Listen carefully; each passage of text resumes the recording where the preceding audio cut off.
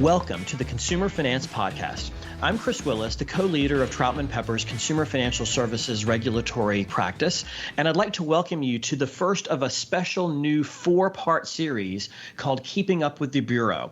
Basically, what's been going on is the CFPB has been doing so much and releasing so much publicly that we're providing this special four-part series to try to let everybody catch up on what's going on with the CFPB. Of course, before we get into today's topic, let me remind you to visit and subscribe to our blog at consumerfinancialserviceslawmonitor.com, where we post new things every day about what's going on in the consumer finance industry.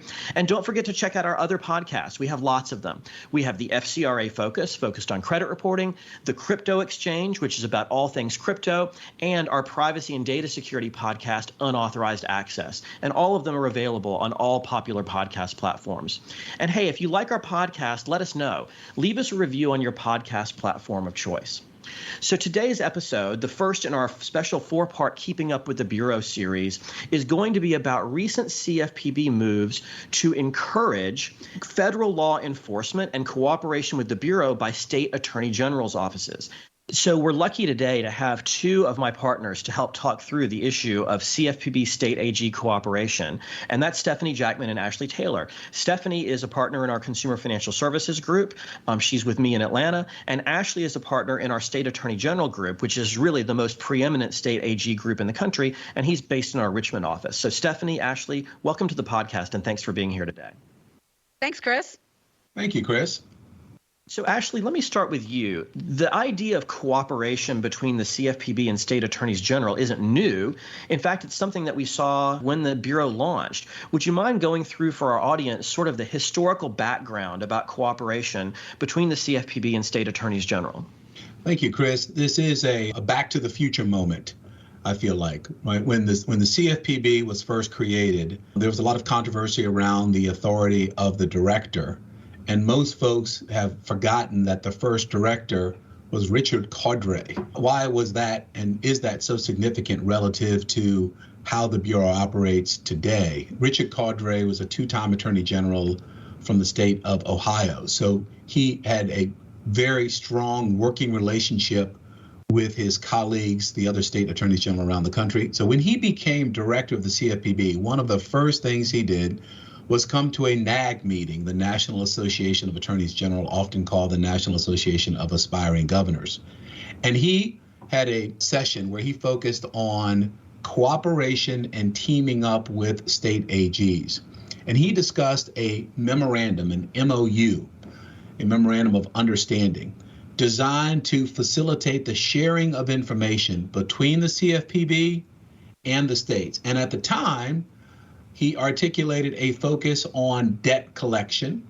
So that really created the foundation for this cooperation between the CFPB and the states. And General Cordray, then Director Cordray, understood the dynamic of multi-state cooperation. He understood how meetings became appropriate forms to share information among states. And he brought that to the surface, and he advised everyone that his job as director was to make sure that CFPB had, in his words, a seat at the table. And there was a high degree of coordination early on. They did enter into an MOU, and we saw a flurry of cooperation and coordination and enforcement those first few years of the CFPB's existence. And so, Ashley, you mentioned it's a back to the future moment, and I have to say I agree. Stefanie, let me go to you for that. Tell the audience about some of the recent things that the Bureau has done under its new leadership, under the current administration, directed towards cooperation with state attorneys general. I'd be happy to do that. The CFPB has been really active, especially this year, more so. Ashley says back to the future. I definitely back to the future, but with a healthy dose of moving forward as well.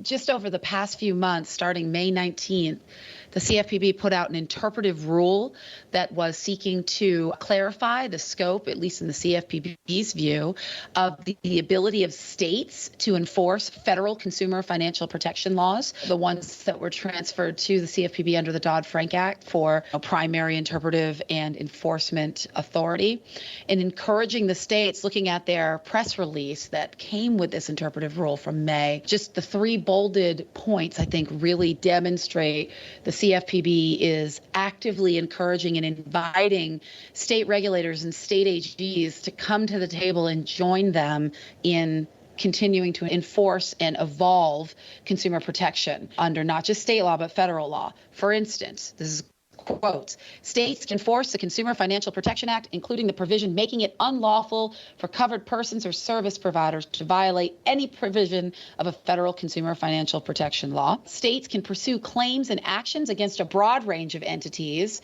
On that point, in its announcement or in its interpretive rule, the CFPB talked about reminding the states they may even be able to enforce against banks in some instances, and can take parts of the Dodd-Frank Act that the CFPB is not empowered to enforce, for instance, against the auto dealing industry, and perhaps do the same if there's a state law that gives broader authority over that industry to the state AG. And then the last bolded bullet point in their press release, CFPB enforcement actions do not put a halt to state actions.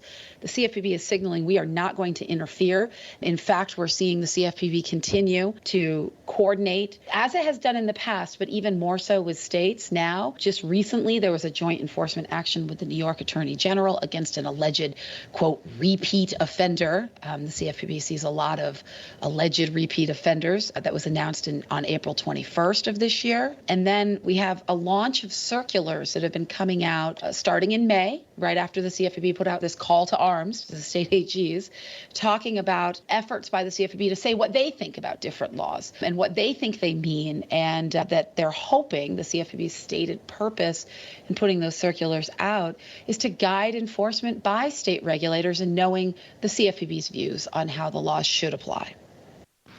So it sounds obviously like there's a lot of encouragement going on by the CFPB to get the states more involved in enforcing federal law, and a lot of effort by the Bureau to show the path to state attorneys general about where their authority is, at least according to the Bureau's interpretation of Dodd-Frank. And I guess that raises the specter of us having more enforcement investigations on federal law issues by state attorney general's offices. And so I think it would be really useful for our audience, Stefanie, for you and then Ashley to highlight maybe some of the differences between the way CFPB enforcement investigations work and the way state AG enforcement investigations work, so that the audience can be oriented towards how it may look different when the state AGs start looking to enforce federal laws. Stefanie, let me start with you and start to highlight some of those differences, and then we'll turn to Ashley for some follow-up. I think one of the first differences you have to understand between the CFPB when it's investigating an entity versus a state AG is the CFPB is not an elected official in the way that a state AG is. So they can be subject to different considerations and pressures and constituencies. Another thing you have to understand is the CFPB is essentially your judge, jury, and executioner. So for instance, when you're getting a civil investigative demand, which is really the only tool the CFPB has in the enforcement realm to obtain documents, information, and testimony under its regulations and the Dodd-Frank Act, it is the one that has approved the CID, approved the scope of the questions, approved the statement of purpose. So when you come back as the recipient and start talking about things you think are overbroad or inappropriate or even overreaching, as the case may be, and considering filing a motion to quash, which you are, at least under CFPB rules, required to do as part of the investigatory process, that's going to be decided ultimately by the CFPB director who authorized the CID in the first place.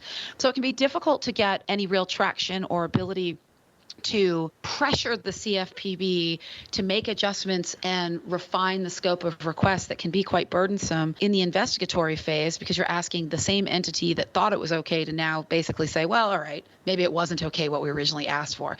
And in my experience over the last 10 years, that can be a very tall order to sell to the CFPB, and lately their willingness to revise and adjust and remain responsive to claims of burden and other difficulties it's a difficult conversation to have. A recent example that I had in an investigation is actually a client is being requested to reproduce the exact same documents that it produced 2 years ago in an exam to the CFPB. And those documents are now 4 to 5 years old because of the passage of time. And we asked that the CFPB obtain them presumably from supervision, and that fell on deaf ears. That shocked me because, as I put it in my meet and confer, that's burden 101 in court. But they are, as of right now, requiring that client to reproduce volumes of material, some of which may not even be available anymore given the passage of time, that the Bureau already has in its possession. But that, I think, is a function of, Chris, that we've seen this over the years. Supervision and the investigatory enforcement side do not actually coordinate. They don't have the same agendas. They don't share information frequently, at least. In fact, the investigatory team seemed surprised that there'd been an exam and unaware of that. And that's not the first time I've encountered that in an investigation. And then I think the last major difference, besides the elections, the sensitivity to burden, who's ultimately the decision maker, is that the CFPB, there really isn't a lot of opportunity to negotiate for confidentiality, non-disclosure, redactions. They don't allow you to redact in the enforcement context for, as a general rule, I should say, for any kind of irrelevant or out of scope information. Now, the CFPB's regs say it will not release information provided in response to a CID if there's a FOIA request for that information, but I always mark every document subject to FOIA exemption B4. And there are things that we have seen come out over the years in response to FOIA requests. I remember that one of the other defense firms in this space has sent FOIA requests and obtained information over the years. So it can be a little bit disconcerting to provide a lot of sensitive, confidential, proprietary information relating to your business, relating to your customers, and have no authority to really scope that back. Thanks a lot, Stefanie. And now, Ashley, let me turn to you. I mean, you're a veteran of more state attorney general investigations than I could probably count. So what would you say are some of the major differences in your mind that our listeners ought to be aware of between the way the state AGs operate and what they might have become accustomed to with the CFPB? Chris, I would identify 4 distinct differences between the CFPB and state AGs in the enforcement context. The first, and I'll build on what Stefanie mentioned, is that the state AGs are elected officials. That creates a different dynamic. Frankly, some companies and clients, when they first engage our firm, operate under a misunderstanding and misinterpret the term political for arbitrary and totally driven by political motives. That's not what I mean by political. These are legal issues that arise against a political backdrop, which means that these are statewide elected officials, except for a few states where they're appointed. But these are statewide elected officials who need to be sensitive to the public mood. And that's what I explain to clients by political. It's not an arbitrary political whim. It's someone who needs to be, by virtue of their position, sensitive to what's going on in their state on the ground. But fundamentally, these are legal issues, but you have to analyze them against a political backdrop. So that's the first distinction I would raise relative to the CFPB. The second distinction I would raise is that, and this is particularly true, and we've seen over the last 20 years, particularly after the large tobacco settlement, state AGs can engage in enforcement actions, Chris, individually, or they can come together in a multi-state context. And that's one of the first questions we ask of a client who's received a CID. Are they sure it's just one state, or other states working together in coordination? The dynamic and approach for a single state is fundamentally different than the dynamic and approach you would take in a multi-state context. Again, the CFPB is a single federal agency.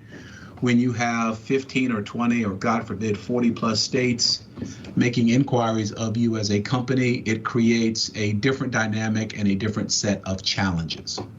The third distinction I would make is, again, something that Stefanie highlighted. When the CFPB issues a CID, they have made the decision internally. There's a top to bottom process for a CID to be issued by the CFPB.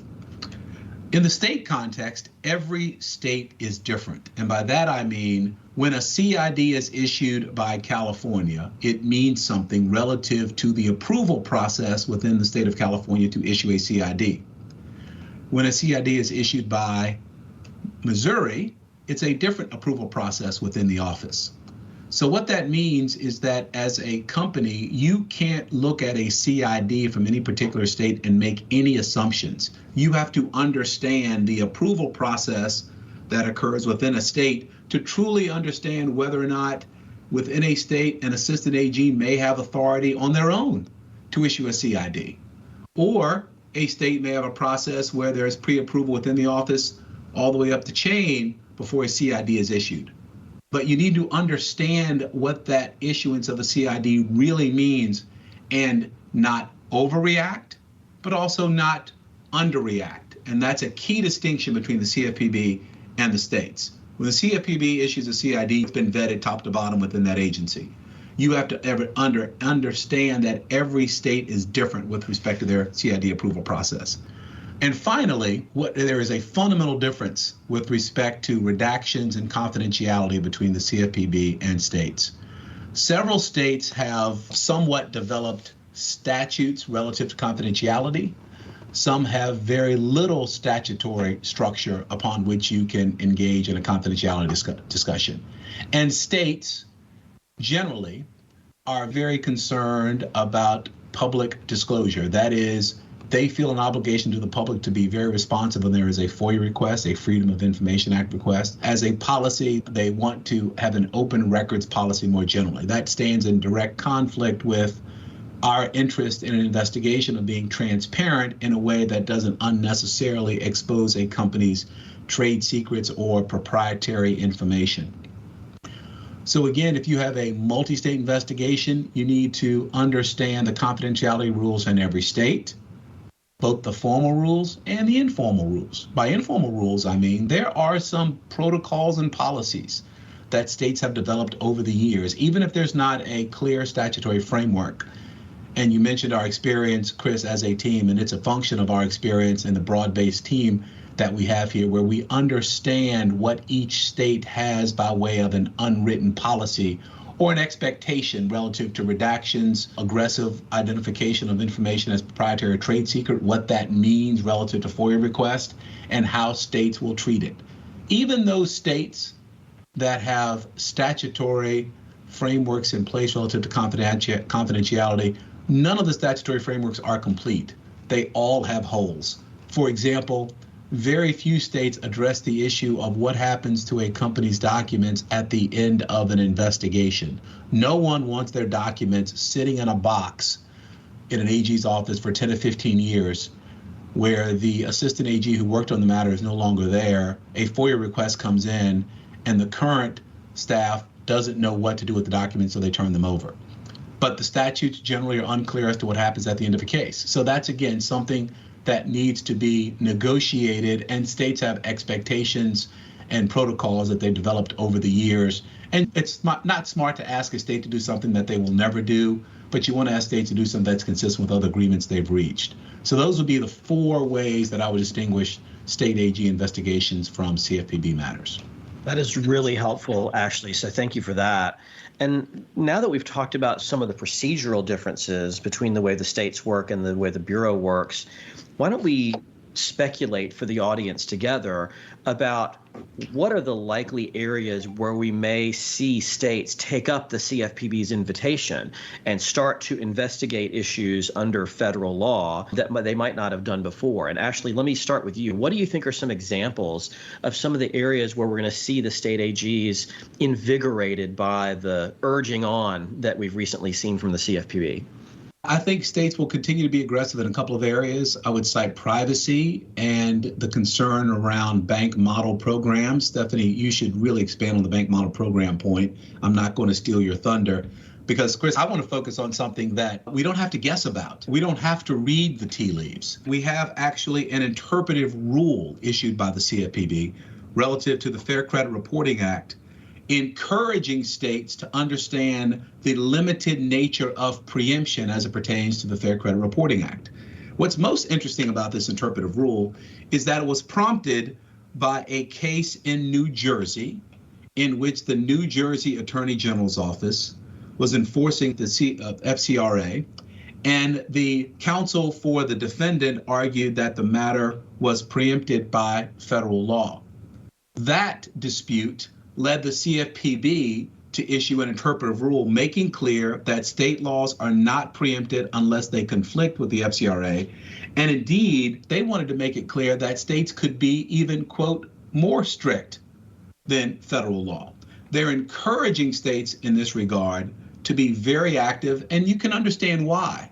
In the context of a state attorney general, and this is a dynamic that companies should understand, they are close to consumers. By that, I mean, think about what an AG does as a part of their regular business, that is running for statewide office or governing. They're going to parades, they're going to state fairs, they're in the community. And when they are out in the community, consumers, real people, talk to them and tell them their problems. So they are closest to the consumer. And so aggressive enforcement under the FCRA as encouraged by the CFPB makes perfect sense in that context, because they are most likely to be able to respond to whatever dynamic they're hearing on the ground from a number of consumers.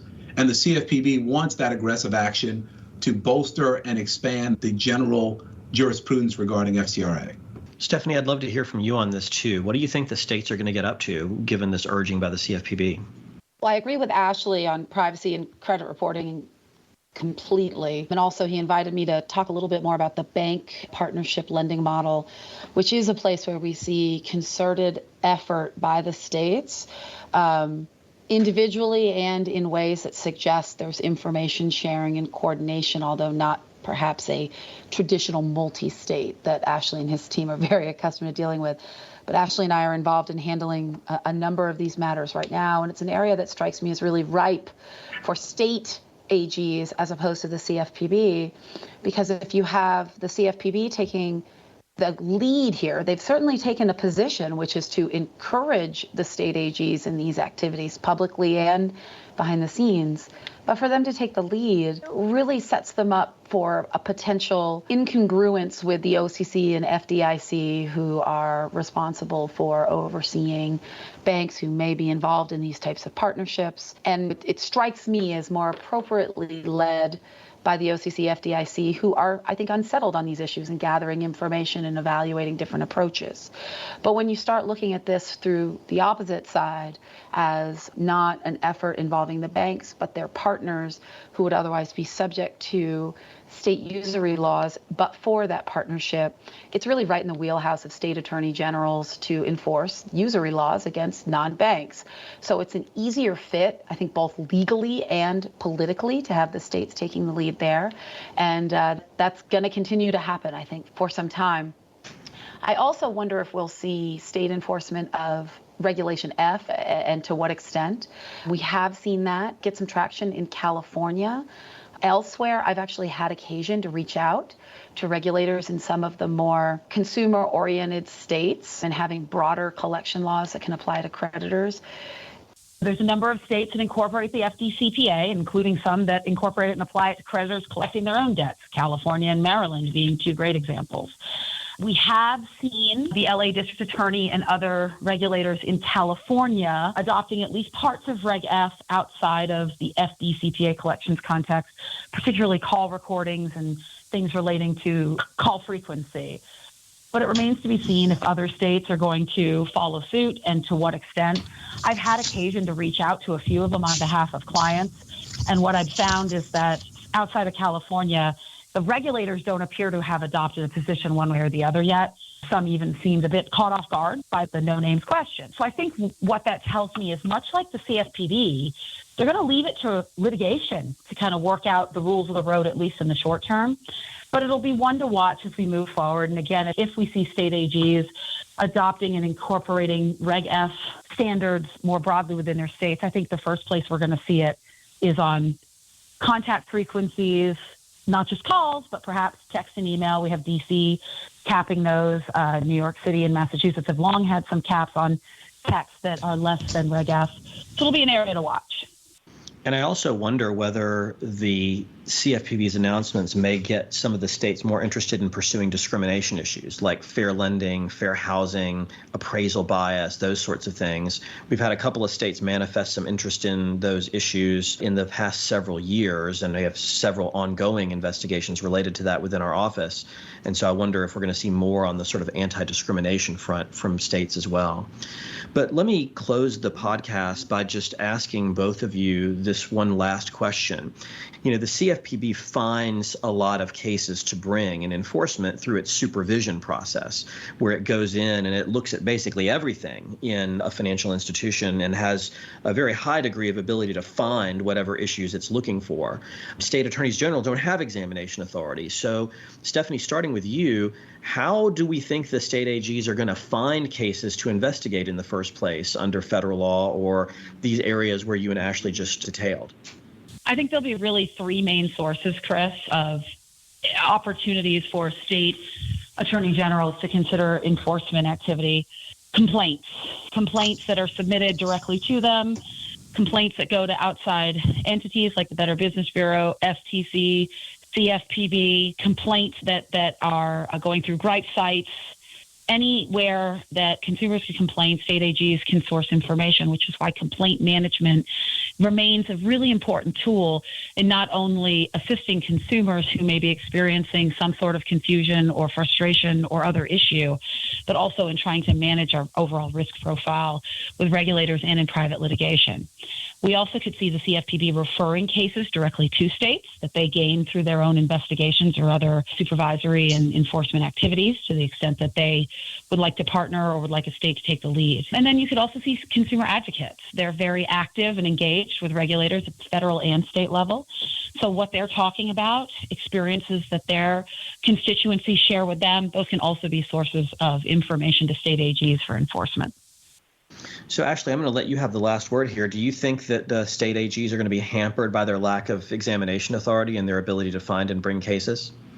They have not been traditionally hampered by their lack of examination authority. As Stefanie said, and as I mentioned earlier, they are very close to the consumers. They're on the ground, and through the formal complaint process and through their interaction with citizens, they are in the information flow relative to issues of consumers at the time. There's also obviously the consumer groups and the continuing communication between plaintiffs' lawyers and certain state AGs by way of informing state AGs of trends that they are seeing. That's another source of information that the states have, and they are closely monitoring the activity of private plaintiffs' lawyers as well. So that's something else that I think we will see more of. And what most folks don't appreciate, Chris, I think, is that because the states communicate through these ad hoc and standing committees, there's a Consumer Protection Committee and there's an Antitrust Committee. If you're operating in a state and there's an issue in that state, it's very likely that assistant AG they will communicate with other states to ask states, are you seeing this in your state? And that is one way that states receive information through the multi-state network. These relationships are built through enforcement actions, and once an assistant AG works well with another assistant AG in another state, they tend to maintain an open line of communication and bounce ideas off of each other or ask if they are seeing similar trends. So that's something, again, that companies should be aware of and understand that when they're communicating with one investigator in a state or with one assistant AG, they're likely communicating with other states as well. Thanks a lot, Ashley. That's really important insight that you've shared with our audience. And Stefanie, let me thank you for being on the podcast as well today. And great that the two of you were available to help us launch our new special 4-part series on keeping up with the Bureau. I'd also like to thank our audience, of course, for listening to this and the other parts of the series and our podcast in general. And I'd like to remind everybody to visit our blog, consumerfinancialserviceslawmonitor.com, and hit that subscribe button so that you can get all of our daily insights into what's going on in the industry. And head on over to troutman.com and add yourself to our Consumer Financial Services email list so that you can get copies of our alerts and our webinar invitations. And of course, in addition to this special 4-part series, stay tuned for our regular episodes of this podcast every Thursday afternoon. Thank you all for listening. Copyright Troutman Pepper Hamilton Sanders, LLP. These recorded materials are designed for educational purposes only. This podcast is not legal advice and does not create an attorney-client relationship. The views and opinions expressed in this podcast are solely those of the individual participants. Troutman Pepper does not make any representations or warranties, express or implied, regarding the contents of this podcast. Information on previous case results does not guarantee a similar future result. Users of this podcast may save and use the podcast only for personal or other non-commercial educational purposes. No other use, including, without limitation, reproduction, retransmission, or editing of this podcast may be made without the prior written permission of Troutman Pepper. If you have any questions, please contact us at troutman.com.